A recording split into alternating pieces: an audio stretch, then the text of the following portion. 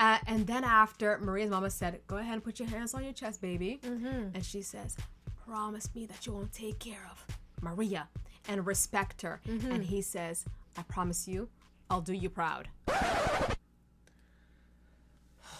This guy is disgusting. Hey guys, welcome back to Humanoid Resource. It's bittersweet, you guys. It's coming to an end. Some of you guys in the comment section left us hilarious comments and feedbacks, guys. Somebody said that we need to seek therapists. I was like, yeah, somebody said we need therapy. And I said, absolutely, sweetheart. Sign me up. I want therapy.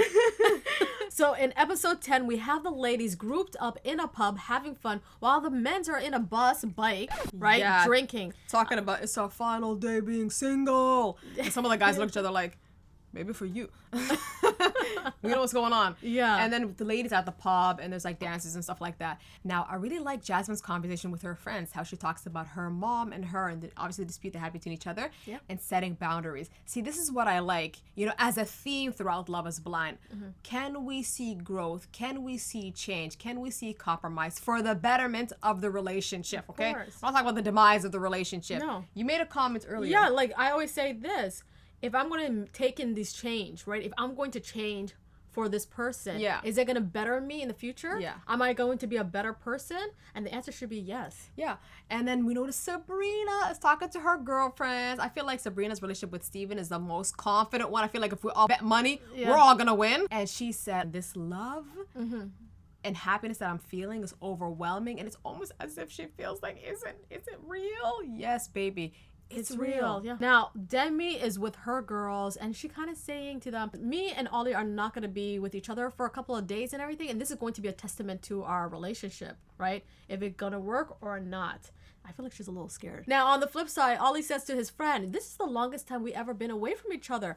I wonder how she's feeling. Sweetheart, call her up. Hello? That's it. Hello? FaceTime her. Yeah, you could figure that out if you call her and say, how are you feeling? Now we have Tom and Freddie conversating with each other, and they're debating whether they should take a leap of faith because they're not confident in their relationships. Wait a minute. Freddie, 100% we can understand that. Yeah, we already see the red flags from Catherine, okay? She's impatient, she's disrespectful, she's rude. And when she does take in her mistake, she kind of gaslit him sometimes. Or she kind of ignores it. And he mentioned it too. He said that you can say you want to change, but a couple of days later, you're back to your old self again. So Shenanigans. So what does that say? Does she have the mental maturity for a sustainable relationship? She needs therapy. I always said that. She needs therapy to really deal with her issues. However, guys, Tom, what do you want to say? What do you want to say about Maria? Even though Tom and Maria's issue is very valid. Yeah. For a lot of people, the whole provider issue and whatnot, Different housing, cultures. Morton finance and all that stuff, it's very valid. They're not having these discussions, or at least for us to see.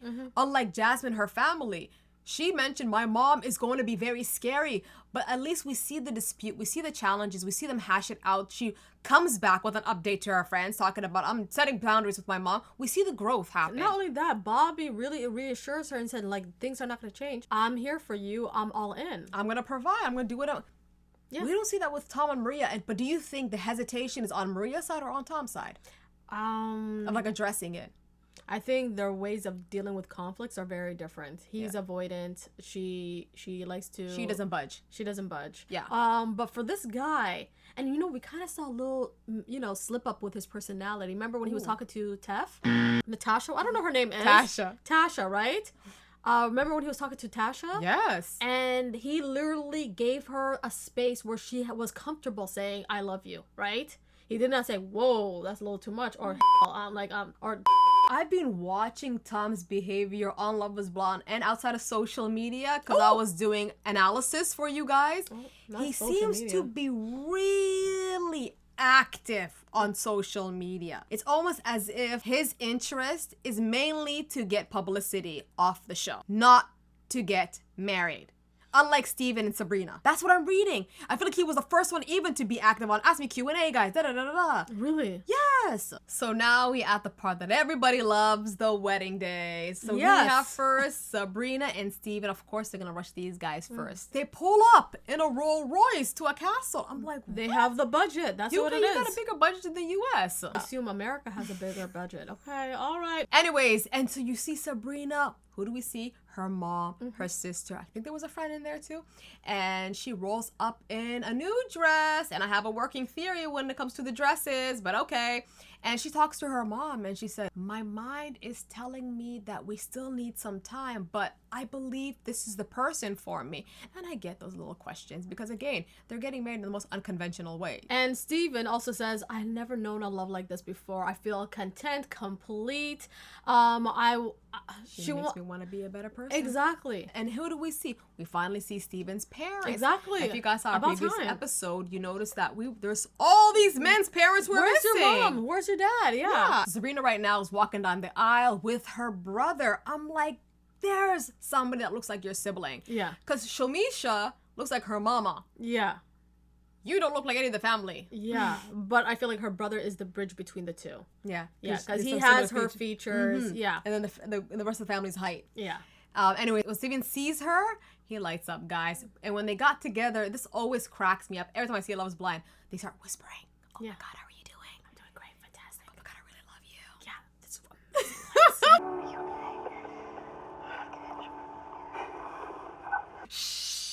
Yeah. Y'all, shh. And then the officiant went straight for the question because, guys, we don't want to waste no time. We already know the answer. And asked Steven Smith, do you want Sabrina to be your wife? And he was like, period. Yeah. Of course, I want her to be my wife. And then they asked Sabrina the same question, and she kind of held back a bit. Yeah, and you could see him start sweating, right? He was like, oh, Sabrina, what's going stop on? it. And eventually she said, yes, Yes, I do. And we're all like, guys. And we were like thrilled for Pushing them, it. but it's pretty obviously, yeah, that they were gonna say yes. So let's talk about Maria and Tom. Oh, okay. So when we first see Maria, and you guys, her face was puffy. Oh my I was like, goodness. what had happened to you? Were you crying last night? Were you nervous? What's going on? And I didn't like that feeling, to be honest. Yeah. But she does say that Tom is such an amazing guy. He is wonderful. He will be a great father. Loves even me unconditionally, she said. She said, even though we had some of our roadblocks, like gender roles, finances, she said, I promise you guys, in the real world, we would have never met. Therefore, it's so important to give people the time to see what other qualities they have. And she said, I don't think Tom knows how amazing kind of guy he is. So I see her kind of being flexible. Yeah. Very flexible and willing to marry this guy, even though she acknowledges we have roadblocks. And I want to acknowledge she does say, I'm going to come out of this with Tom and a better person. Do you see that? And a better person. I like it. I'm sorry. I'm hearing the growth in her language. The thing is about the willingness to, compromise. And she said, I feel like conditionally love him. Yeah. Yeah. There you go. So we have Tom with his friend and his sister. Now it's interesting because his other sister didn't show up. Where did she go? I'm like, where did you go, Charles sweetheart? has a shift today. Also, his mother is not in the room. Again? Yeah, his mother's not in the room. He did say before that if his mother didn't show up, it will definitely affect his answer. Now, I'm scared for Maria at this point. Now, his sister asked him a question. Do you know what you're going to say? Or do you know where your head's at? And he said, the rational side of me is saying I need more time. But my heart is saying to just go for it. And then Maria's mom walked in to talk to Tom. Since he doesn't have his mama around. And she said the sweetest words. She said, anybody who marries my kids, I automatically become their mama. So Do you sweet. know how hard it is, guys, to find a mother-in-law that you can get along with? I know. It's so hard. Like, people need to start seeking, as much as you're seeking for the right person for yourself, you need to see if they have great parents also that you can resonate and you can enjoy. Too. Yeah. And then after, Maria's mama said, go ahead and put your hands on your chest, baby. And she says, promise me that you won't take care of Maria and respect her. And he says, I promise you, I'll do you proud. This guy is disgusting. Now, how we do things in our family. Okay, you're gonna expose Not us. our culture. our family, we don't put a hand to the chest like that. Nah. No. When somebody comes around and asks somebody's hand in marriage, you know what the men's do? They put a weapon to the side and they go. So, do you promise to protect and respect Selma? Right. And that's what the guy. I can't. Okay, put the weapon down. Put the weapon down. Get your phony out of here, okay? With your crooked teeth. So we have Maria wearing her beautiful dress that she got from the bridal store. Notice that Sabrina has a different dress from the bridal store. True. Yet Maria has the same dress from the bridal store. Now, guys, work with me. I'm going to share a theory at the end. Other than that, her brother was the one who ushered her through the aisle and everything because her father passed away. So we all know that. But notice this. I was like looking around. I'm like, ain't this a Moroccan wedding too? I'm like, where's everybody? Where's the family? Where's the extended family? Like, they know how to throw big ceremonies and nobody's there. The hall is almost empty. Yeah. So while foreshadowing. Yeah, it is a foreshadowing because in the end of the day, Tom did say that he won't marry her. No, he didn't say it like that. You're so kind. Yeah, I'm kind. He was like, first of all, I love you, which is basically the kiss of death. And he said, but I feel like it's not the right time for me. See, with all our differences in value, I feel like I have enough time to figure out if it's going to work in the real world. Absolutely. And without anything more. He pounced out of there real quick. Didn't give it time for Maria to digest anything. Didn't even thank the officiant. Didn't even say, thank you, guests, for coming. Didn't go to her mother and say, I broke that promise that we had between each other. Exactly. Yeah. I'll make you proud, right? Guys, it was so clear how he acted at the end that all he cared about was getting to the altar so he can get his payout. The thing that he said after that, you guys, was so weird that thank God he didn't marry her. That's what I'm going to say. Yeah. Thank God this woman didn't marry this guy. Like, look at this comment he made. He said that when I have children, he thinks supposedly with her, my concerns would be that if I had a boy, she would teach him to pay for most things, when my lad would be like, I'm just dating for the first time. Whereas if I had a little girl, then I wouldn't want that girl to expect the guy to pay for everything. I want to raise that girl. She could be strong and independent. Okay, Tom. I want to get two things out of the way. A woman paying for things is a weak indication that she's strong and independent. Let's just get that out of the way. Really? Let's say Maria bought her ice cream. Wow, she's strong and independent. She paid the meal. Wow, you strong and independent. Really? That's your indication of strong and independent? And another point I want to mention, men are normally the providers. And that is a commonality that transcends throughout all cultures and religions, including Britain. Ask your granddad how things used to be. So don't act like you don't know what Maria's talking about. Plus, you allegedly said you wanted to get married. You do know that's forming a union. And when you're forming a union with another person, usually the woman and the man have unique characteristics that make the relationship work. For example, that comes naturally to them. Men are the provider, the protector. The list goes on. The woman is loving, nurture, supportive. The list goes on for these. Yeah. So it's looking like if this is so understandable worldwide, then we might have a problem with your upbringing and the environment you hang around. And it is clear because he did tell us that he was brought up by a single mother, right? We didn't know that information in the beginning. And he also made a post on Instagram saying that, unfortunately his dad passed away, but he wasn't the best outstanding father out there. He said he wasn't responsible. And he kind of abandoned them, right? Yes. And to know that this man was not supporting or helping her whatsoever, abandoned her, and she had to raise two boys on her own. She had to handle all that burden. And she had to be that strong, independent woman. That he talks about. Yeah. So this is what I have to say. But the reality is, that's not the norm. That's not the norm in societies. Sometimes women are forced to be things that they don't want to be. Yeah. Also questions me, what type of son are you to your mother? Like, do you take care of your mother? Because you're such a powerful executive, all that and PR or whatever. Do you provide and support her? Like I always say, there is two types of outcome of men that comes from single mothers.